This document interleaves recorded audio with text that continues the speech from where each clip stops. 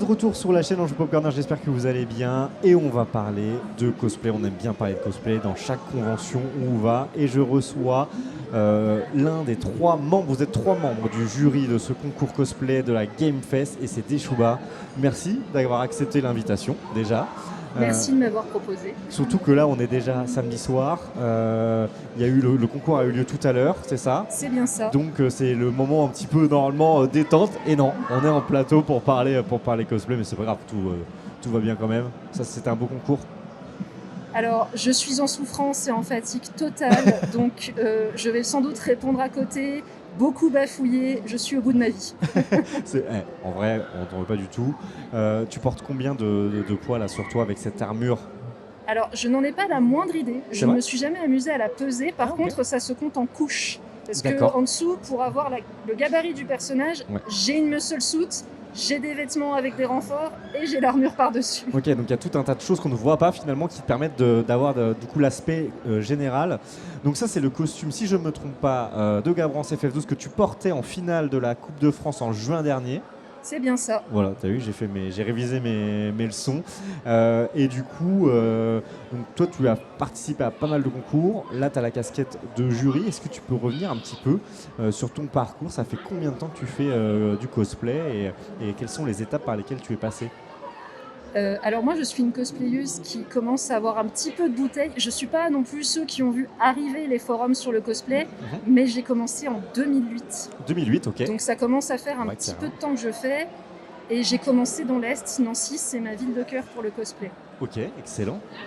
Donc 2008, il y a déjà à l'époque, ça se passe comment? Il y a déjà des conventions, il y a déjà des rassemblements ou c'est plutôt un peu dans ton coin? En 2008, tu avais déjà Animest. Moi, c'était ma première convention. La première convention que j'ai fait du cosplay, c'était Animest 2008, mais de base, tu avais des éditions qui se tenaient avant. Il me semble que la convention va avoir 20 ans, quelque chose comme ça. Ok, excellent. Et en termes de, toi, ton évolution par rapport au cosplay, comment c'est venu naturellement? Au début, tu as commencé un petit peu, puis tu t'es amélioré, etc. Ou tu as cherché à te documenter, à apprendre les techniques, les matériaux et tout ça? Alors moi, je me suis lancée dedans un peu par hasard. C'est-à-dire, j'ai fait ma première conf, j'ai vu des gens sur scène qui faisaient des prestats avec les costumes qui, en général, avaient été faits par eux-mêmes. Et je me suis dit, ces gens sont fous, jamais je ne ferai la même chose.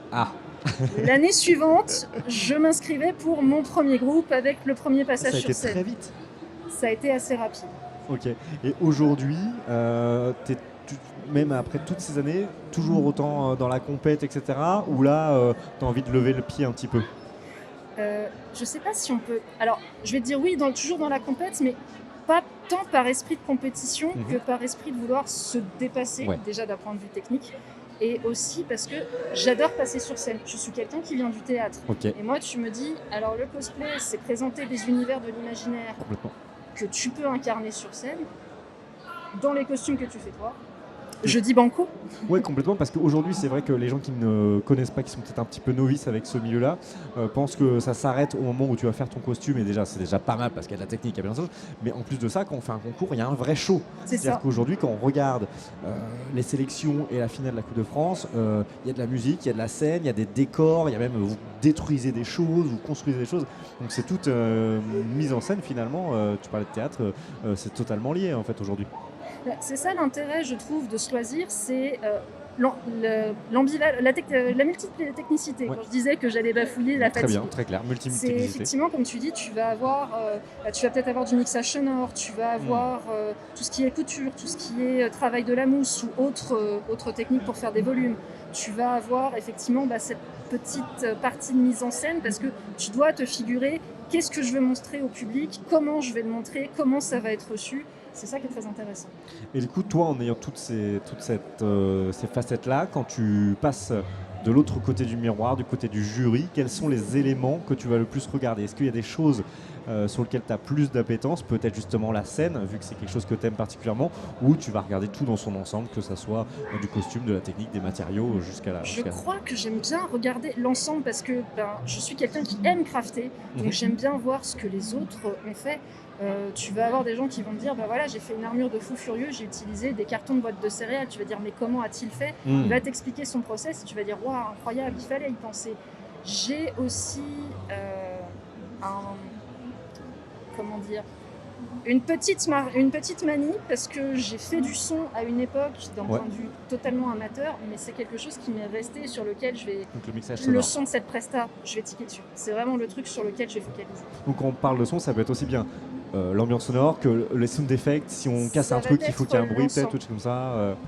Ça va être l'enregistrement, ça va être le mixage, etc.